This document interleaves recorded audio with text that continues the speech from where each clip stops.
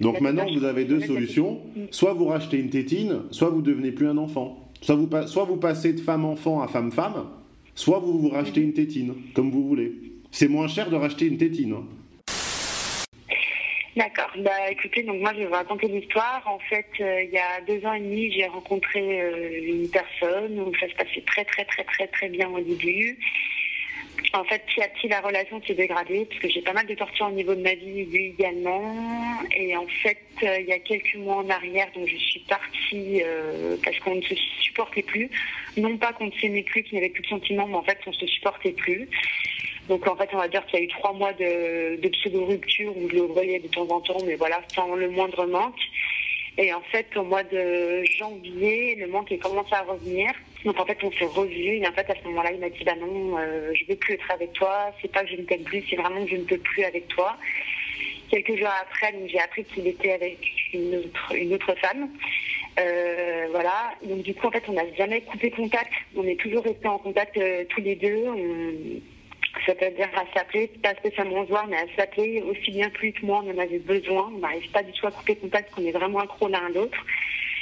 Et le problème, c'est que moi, je suis vraiment en situation en fait, de dépendance affective depuis toujours. Et là, j'ai vraiment retranscrit complètement sur lui.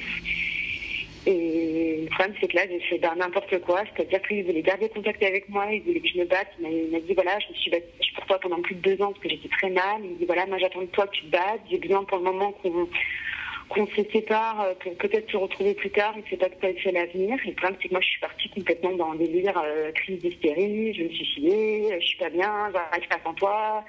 Tu me manques trop, tu machin. Et en fait, là, j'ai fait appel, je les ai contactés sur le site dimanche, parce que voilà, j'arrive plus du tout à gérer, je sais plus du tout qu'est-ce qu'il faut faire, parce que moi, c'est vraiment quelqu'un que j'ai envie de reconquérir. Là, à l'heure actuelle, je sais que c'est pas possible, parce que voilà, les problèmes ne sont pas réglés, mais c'est vraiment quelqu'un que j'ai envie de reconquérir plus tard. Et je sais plus comment. Et en fait, dimanche, j'ai fait une très grosse crise en me disant, voilà, j'ai une tuerie, patati, patata. Il a même quasiment pas réagi. Il a préféré aller manger au restaurant avec sa copine. Il a juste appelé ma soeur pour l'urgence. Et voilà. Et puis par contre, là, je l'ai bloqué sur mon téléphone depuis 2 jours. Parce qu'en fait, j'ai besoin de complètement couper, le temps de prendre soin de moi, on va dire. Mais voilà, moi, je suis vraiment dans le petit plus tard essayer de le reconquérir, mais plus dans les mêmes conditions. Mais je sais pas comment, je sais pas ce qu'il faut faire. Je comprends pas ce qu'il veut exactement parce que il veut garder contact avec moi. Il me fait toujours de l'espérance, comme quoi voilà, il faut pas que je parte de la région, parce que là, j'aurais pu partir de la région par notre poste, et voilà, il veut pas, il veut garder contact, et il lâche pas en fait. C'est-à-dire toute la semaine, il n'est pas avec sa nouvelle copine, donc toute la semaine, il m'appelle, et le week-end, il est avec sa copine, donc il ne m'appelle plus.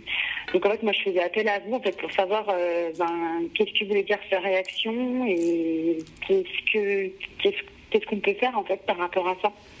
Vous avez quel âge? J'ai 25 ans. Et lui? 26 ans.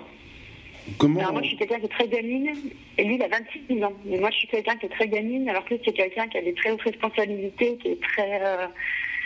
qui est très loin d'être gamin, quoi. Et lui, il a besoin d'un équilibre, il a besoin de... Voilà, il a une vie équilibrée, tout ça, alors que moi, pas du tout. Et je pense clairement qu'il a besoin d'une femme, quoi, pas d'une gamine, quoi. Et moi, c'est que je suis très gamine, je suis très torturée, je suis... Voilà. Et comme il m'a dit plusieurs fois, il m'a dit c'est pas une question que je ne t'aime pas, c'est une question qu'avec toi c'est plus viable, c'est une question que avec toi je suis braquée et je peux plus faire autrement pour le moment et voilà. Puis là il s'est mis avec une femme, l'opposé complet de moi, aussi bien physiquement que mentalement. Vraiment l'opposé. Il n'a pas l'air si heureux que ça avec elle. Après, c'est pas du tout un homme à femme. Autant moi j'arrive à avoir des hommes, donc je m'en fous. Mais lui, c'est vraiment quelqu'un, quand il est en relation, c'est vraiment pour construire quelque chose, quoi. Mais bon, apparemment, ça n'a pas l'air d'être l'amour fou avec cette femme, quoi. Et je sais pas comment il faut que je réagisse. Je sais pas s'il faut que je coupe contact pendant vraiment quelques temps. Est-ce qu'il faut que je garde un lien avec lui, mais sans que je garde un lien avec lui? Est-ce qu'il faut que je lui montre ce qu'il va attendre? Je sais pas, en fait. Moi, ça me perturbe et je sais pas, en fait, si, quand je dis oui, peut-être qu'on se trouvera plus tard, est-ce que c'est dans l'espérance comme on l'a tous fait, hein, on a tous fait à nos ex, ouais, on se fera peut-être plus tard pour que la pilule soit plus facile à avaler. Et est-ce que, vraiment, il le pense et qu'est-ce qu'il faut faire? Je sais pas du tout. Comment avez-vous découvert mon site? Bah en fait, on avait passé un week-end, donc parce qu'en fait, quand j'ai voulu revenir avec lui, on avait passé un week-end ensemble, à l'étranger. Et en fait, une semaine après, donc pendant une semaine, on ne s'est pas donné du tout de nouvelles. Et en fait, un soir, j'ai débarqué chez lui puisque je devais lui donner des affaires. Et j'ai débarqué chez lui après mon boulot, donc à 11h du soir. Et en fait, les lumières étaient encore allumées. Et je me suis dit, bon, bah, je vais attendre que les lumières soient éteintes. Puis en fait, toutes les lumières étaient allumées, sauf celle de la chambre. Je me suis dit, bon, bah, je vais y aller à pied. Et en fait, j'ai entendu le rire d'une fille. Donc voilà. Et en fait, moi, je suis quelqu'un de caractère très, très nerveuse. Là, j'ai vraiment réagi très, très calmement. D'ailleurs, ça l'a vraiment surpris. Il était vraiment content. Puis en fait, le lendemain, on s'est revus. Et il m'a dit, bah voilà, j'ai rencontré cette fille. Mais quelle était ma question Pardon ? Ma question est... est-ce que vous avez entendu ma question ?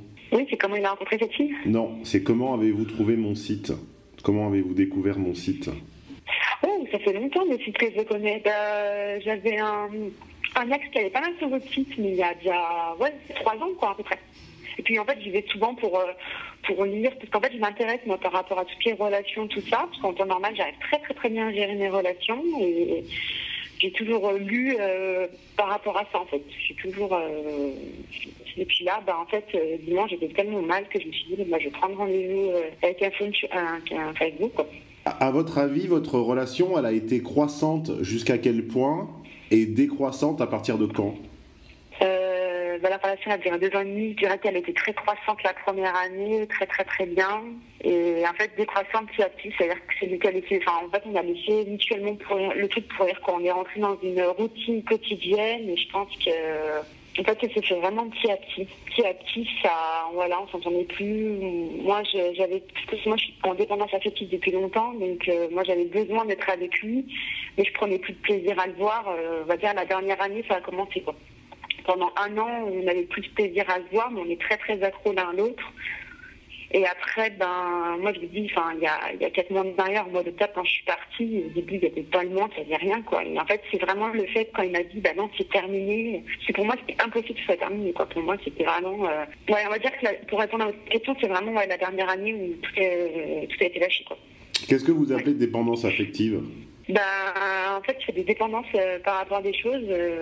Après, c'est un autre problème, mais c'est que... Ah bah non, c'est pas un autre problème, c'est exactement votre problème. Je comble, en fait, c'est-à-dire qu'avant, je comblais par le boulot, après, j'ai comblé par lui, c'est-à-dire qu'en fait, j'ai une dépendance, ça veut dire que je prends pas plaisir à le voir, ça veut dire que parce que j'habitais avec lui, mais je prenais pas plaisir à le voir, je prenais pas plaisir à faire des choses avec lui, mais par contre, j'avais besoin de savoir qu'il était là, quoi. Et tant moi, quand j'ai décidé de partir il y a 4 mois, vu que c'était ma décision de partir, ça allait. Et à partir du moment où il m'a dit, non, stop, moi, je veux plus retourner avec toi, du coup, j'ai commencé à l'idéaliser, à me dire, non, c'est pas possible, à essayer de faire la négociation. La dépense affective, ça fait des années, j'en souffre, quoi. C'est-à-dire que moi, j'avais tout le temps besoin de lui, ça veut dire que pour le moindre conseil, la moindre décision, j'ai tout le temps besoin de lui, quoi. Puis en plus, c'est quelqu'un qui est très, très, très dominant, qui était très dominant avec moi pour me donner des conseils dans ma vie, pour choisir ma vie, tout ça. Et en fait, c'est petit à petit, quoi. Ouais, c'est chouette. Quand vous dites que vous êtes dépendante affective à votre travail, ça se manifeste comment exactement ? Est-ce que vous avez la même forme de passion, ou plutôt d'absence de passion pour votre travail que pour lui ? C'est-à-dire que vous en avez besoin, mais fondamentalement vous... Tout le temps au boulot, en fait, ça m'angoissait de pas savoir que j'allais... ça me rassurait de savoir que j'allais au boulot, ça me rassurait de bosser. C'est là où je me sentais... J'ai besoin de combler, en fait, un vide en moi, quoi. Donc le boulot, je prends un exemple, la dernière, j'ai bossé jusqu'à 286 heures en 1 mois, quoi. Mais est-ce que vous aimiez ce que vous faisiez ? Oui. Non, est-ce que vous aimiez la nature de ce que vous faisiez, ou est-ce que vous aimiez simplement la sensation que ça vous procurait de combler un vide ? La sensation que ça fait de procurer un vide. Cette expression de dépendance affective que vous avez prononcée à plusieurs reprises, vous l'avez inventée, oui. Vous l'avez entendue, vous l'avez copiée, vous l'avez appliquée à votre cas. Elle sort d'où, cette expression ? J'en sais rien. Qu'est-ce qui peut vous faire penser que cet homme a le moindre intérêt à revenir avec vous, à part pour vous faire plaisir, dans son propre... Essayez de vous... Attendez, écoutez-moi une seconde, ça fait 12 minutes. Lui, il n'a aucun intérêt. Elle s'en fout. Alors, écoutez ce que je vous dis. Essayez de vous décentrer de votre univers, de votre barycentre. Votre intérêt à vous est qu'il revienne combler votre vide existentiel. Ce que Sartre aurait appelé votre néant. Mais son intérêt à lui, quel intérêt a-t-il à revenir vers vous? Ben, il en a pas. Alors, qu'est-ce qui vous étonne dans cette situation? En fait, l'intérêt qu'il aurait...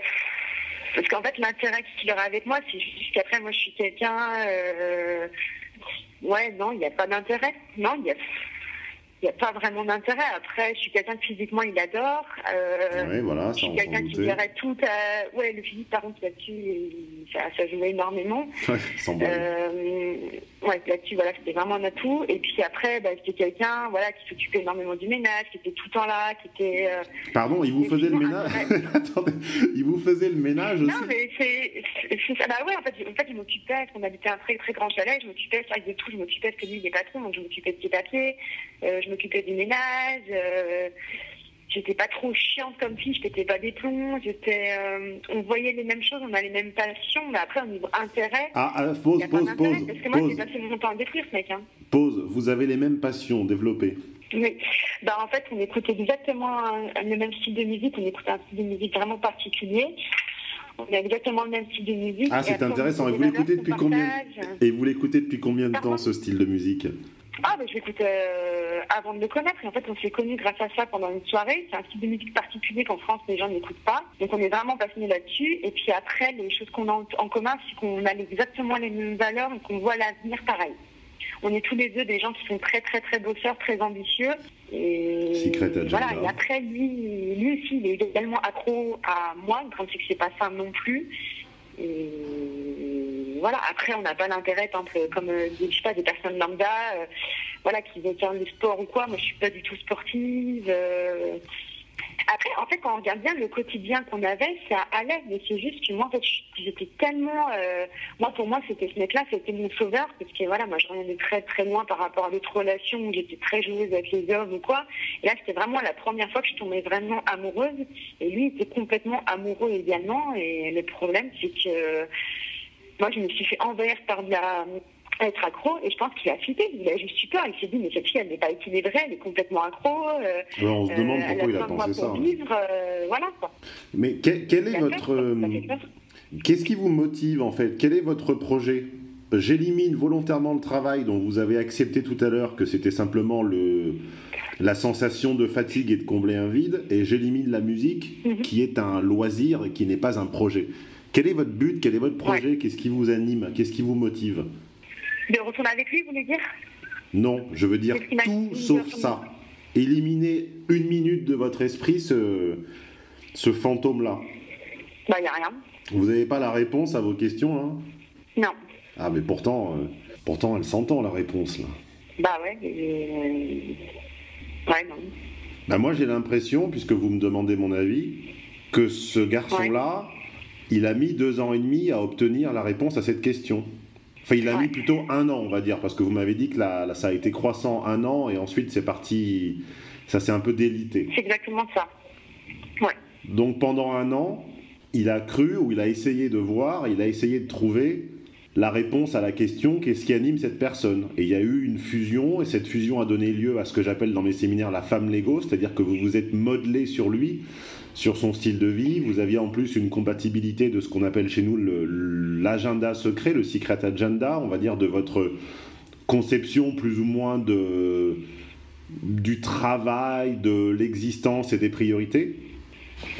Et donc il a présupposé, il est parti de l'idée que vous, derrière votre vision commune du monde du travail et des priorités, se cachait sans doute un projet, une motivation commune. Et il a mis un certain temps à se rendre compte qu'en fait, je pense que le projet, c'était lui-même. C'est-à-dire qu'il était à la fois ce qui vous faisait du bien et ce qui vous faisait du mal. Il était à la fois ce qui remplaçait votre vide, puisque moi j'appelle pas ça une dépendance affective, j'appelle ça un vide.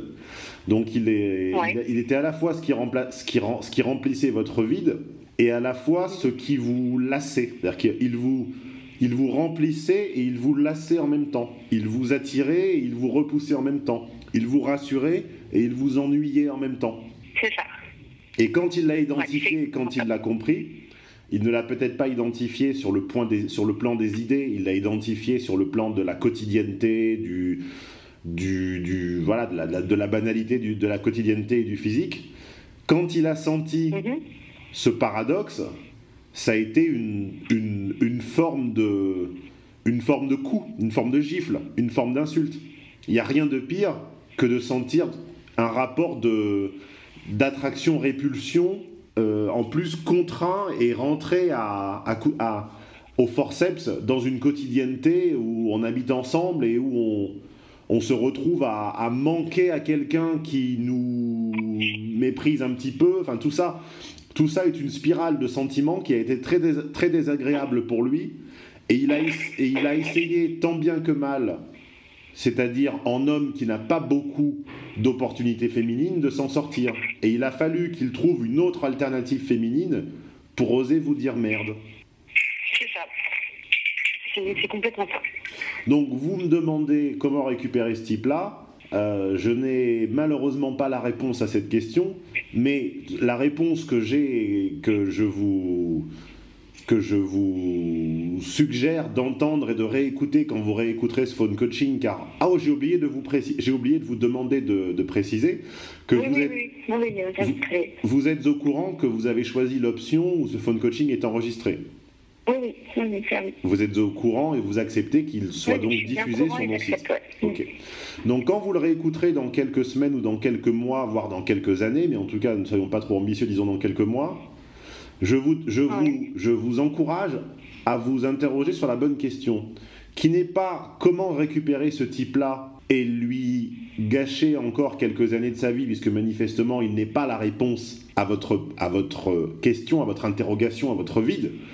Je vous encourage à vous interroger sur votre réel vide. C'est-à-dire, qu'est-ce qui va encourager le prochain? Il a toujours cherché justement que j'aille voir quelqu'un, que j'aille consulter quelqu'un. Et en fait, moi, j'ai vraiment eu des clics quand il m'a laissé, parce que c'est la première fois de ma vie qu'on me laisse. Et justement, depuis ce moment-là, en fait, je suis une thérapie, tout ça. Et là, à l'heure actuelle, je sais que j'ai besoin de couper avec lui pour aller mieux, pour prendre soin de moi, parce que là, c'est juste plus possible.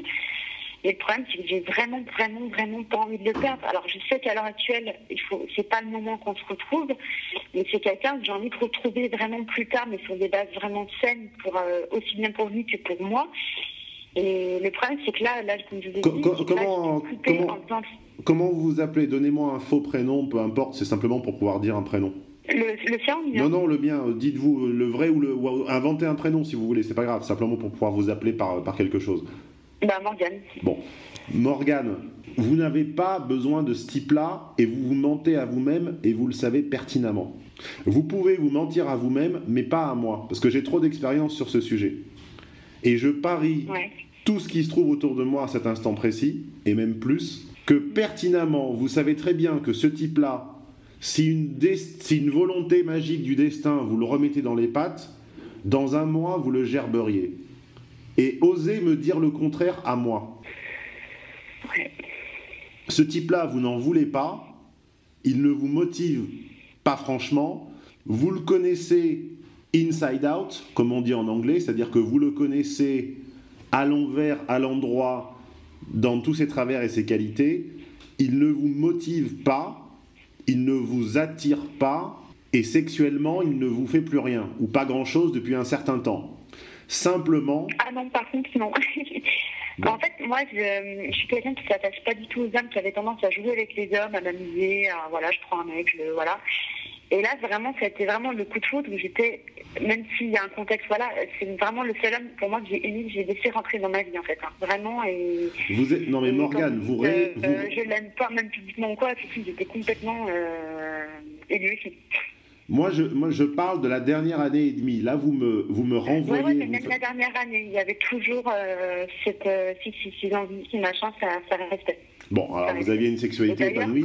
La seule fois que je l'ai revu, alors qu'il était avec une autre femme, la seule fois que je l'ai revu, par contre, je suis ensemble, quoi. On a toujours eu des rapports, on a toujours... D'accord. Donc je mets cette toute petite dernière partie de ma démonstration, qui est la sexualité, dont j'ai déjà expliqué en séminaire qu'elle n'était jamais un un témoin et un marqueur de la qualité de la relation, contrairement à ce que disent beaucoup de psychothérapeutes. Donc je reprends ma démonstration à peu près où je l'avais laissée, juste avant le point de la sexualité. Vous savez pertinemment que ce n'est pas la personne qu'il vous faut. Et vous ne pourrez jamais me faire croire que vous croyez aux propres mensonges que vous êtes en train de vous raconter. La vraie question à vous poser, c'est... Souviens-toi l'été dernier. Souviens-toi quand je te disais que le 18e anniversaire de la boutique serait aussi le dernier. Et comme à chaque fois, nous avons eu les mêmes fâcheux dans les commentaires qui sont venus se fâcher et répéter à qui voulait bien les lire que c'était un poison marketing. J'ai des connaissances en chimie que t'as pas. Frappe-moi, je t'empoisonne. Que les remises, il y en avait tout le temps, qu'il ne fallait pas m'écouter, qu'il y en aurait toujours. Et ben elles sont où maintenant? Hein les fâcheux? Vous m'accusez? Il est où le 19e anniversaire? Eh ben il est nulle part. Je serais plus jeune et je serais un barbare, j'aurais dit qu'il était dans ton cou. Alors si à l'avenir, il nous arrive de remonter une opération dans un autre cadre, dans un autre but, avec d'autres moyens, et que je vous disais, c'est l'unique. Cette fois-ci, il faudra me croire. Savez ce que vous vouliez? Parce que la récurrence du passé vous a montré que j'avais raison. Sur ce, bonne étude de cas. Non pas est-il la personne qu'il me faut, mais suis-je la personne qu'il faut à quelqu'un et à qui? C'est-à-dire qu'aujourd'hui, si vous rentrez dans la vie de quelqu'un d'autre, si vous intermêlez votre vie avec celle de quelqu'un d'autre, toutes les chances sont que le même schéma se reproduise. Parce que strictement rien n'a changé. C'est ça, ouais. Et vous me dites que vous consultez quelqu'un, manifestement c'est un petit peu incomplet puisque la personne n'a pas eu la réponse à la question que vous êtes en train de me poser, sinon vous ne m'auriez pas contacté, vous auriez demandé, je pense, à votre psycho quelque chose. Votre psycho quelque chose ne pourra pas créer en vous un goût. Et ce qui vous manque, c'est un goût, c'est une saveur. Vous voulez que je vous dise la vérité ou vous voulez que je vous le dise vous voulez que je vous le dise en logique des hommes ou en logique des femmes? Vous voulez entendre du vrai ou vous voulez entendre du beurre? En logique des hommes. En logique des hommes, on vous perçoit comme une belle coquille vide. Oui. Je ne doute pas que vous soyez féminine, apprêtée et jolie. Je n'ai aucun doute là-dessus. Par contre, ce dont je suis sûr, c'est que même si j'avais votre âge, même si j'étais votre genre, et même si vous étiez attiré par moi, je vous fuirais comme la peste. Parce que tant que vous n'avez pas trouvé une motivation autre que de remplir votre vie existentielle, vous allez gâcher la vie des gens. Oui, c'est ça. Ah, vous m'avez demandé si vous vouliez entendre la version douce ou la version moins douce. Hein. Mais, non, je préfère. Non, mais en plus, c'est ça, en fait, moi, je le sais, quoi. Vous allez attirer. J'arrive pas à me l'avouer, quoi. Vous allez attirer des hommes parce que vous avez cette facilité naturelle à jouer avec les atouts de la féminité, à flirter avec eux, Ah oui, c'est très simple, oui. Voilà, vous l'avez eu à la naissance, vous l'avez reçu à la naissance. Et la part d'ombre de ce don, c'est que cette facilité à obtenir par la féminité et par le flirt et par le nombre de services et d'attentions incroyables dont vous avez pu bénéficier, dont vous ne vous rendez peut-être encore même pas compte, masculin je veux dire, ceci vous a dispensé. Et une féministe dirait vous a empêché. Je ne dis pas que ça vous a empêché, je dis que ça vous a dispensé de développer un projet personnel. Et votre projet personnel, mais c'est encore rattrapable, vous n'avez encore que 25 ans, est de vous greffer à la vie d'un homme, de baiser avec lui et de lui pourrir la vie, au nom d'une soi-disant dépendance affective et d'insécurité présente ou passée, que lui devrait soigner, penser, guérir, compenser. Mais complètement, c'est complètement ça. Et vous voyez que je n'ai pas eu besoin de X et X séances de psychothérapie, je n'ai eu besoin que de 26 minutes et 51 secondes pour comprendre ça. Ouais. Donc, à un moment... après, c'est complètement ça, mais après, il y a également, c'est pour ça que je vous contacte, c'est que ça a été ça avec également d'autres hommes. J'ai d'autres hommes où je ne suis pas accrochée, mais j'étais en manque aussi de quelque chose. Et c'est que là, lui, je tiens énormément à lui, en fait. Oui, mais parce que lui, il y a eu... Vraiment, là, c'est pas l'heure actuelle. Enfin, là, il faut pas à l'heure actuelle qu'on se remette en couple parce que moi, j'ai un sacré souci, je me rends compte. Mais c'est quelqu'un que j'aimerais vraiment, parce qu'il y avait vraiment, vraiment, vraiment, vraiment de l'amour. Il y a autre chose que ça. Est-ce le premier homme avec qui vous avez habité? Est-ce le premier homme avec qui vous avez habité? Oui. Voilà. C'est le premier homme à qui j'habitais, c'est le premier homme à qui je disais j'étais, c'est le premier homme à qui je disais comment j'étais, où je n'étais pas dans un jeu. C'est vraiment le premier homme sur tout. Donc Vraiment, c'était moi-même. Donc les auditeurs de mes séminaires reconnaîtront quelque chose qui s'appelle l'enceinte close. L'enceinte close, c'est que vous avez passé un certain temps et un certain nombre de jours, semaines et mois dans un lieu unique, ce qui ne vous était jamais arrivé, vous n'aviez jamais habité ou cohabité. Donc on a eu la succession magique de ce qui rend... On a eu le trio magique pour créer l'obsession amoureuse sur son ex. C'est beaucoup d'enceintes closes. Deuxièmement, la personne qui décide de mettre les voiles de façon abrupte. Et troisièmement, apprendre qu'il est avec une autre, à laquelle on cherche évidemment à se comparer, à s'évaluer en plus et en moins. Voilà. Là, vous avez eu le trio magique qui rend une femme dépendante amoureuse. Donc je ne peux pas vous en vouloir de l'être. Je ne peux pas vous en vouloir d'être dans cette obsession de le reconquérir. Je dirais que cette obsession de le reconquérir, quand on connaît la nature des sentiments humains et le fonctionnement de l'esprit et du cœur, elle est presque logique, à la fois en logique féminine et à la fois en logique masculine. Donc je ne vous en veux pas dessus. D'accord ? D'accord. Par contre, je vous suggère d'essayer de comprendre que la psychothérapie ou la psychologie ou la psychanalyse, peu importe ce que vous faites, je n'en sais rien, ne vous apprendra pas à former un goût et un projet. Moi, mon conseil, puisqu'on arrive à la fin de cet entretien, mon conseil, il est à la fois très simple, mais certainement très compliqué pour vous en ce moment, c'est trouver la putain de choses qui vous intéressent dans la vie. À part mon métier, il n'y a pas grand-chose en fait. Oui, c'est juste, c'est justement la cause et la conséquence et la nature et tout, c'est tout votre problème. Oui, mais il n'y a pas tout le monde qui a des passions dans la vie. Enfin, je pense que les internautes, il n'y a pas tout le monde qui a des passions. Oui, et raison pour laquelle on voit une qualité de couple et d'union qui ressemble à la vôtre, avec des petits couples de raison qui cohabitent ensemble sans se supporter et sans s'aimer pour simplement meubler un vide. Mais apparemment, le fait que vous m'appeliez montre que c'est une situation qui ne vous convient pas. Ah bah non, parce que moi là je suis dans une situation vraiment de manque de lui, parce qu'on m'a enlevé ça et que là je me retrouve complètement... Oui, comme un bébé auquel on a enlevé sa tétine.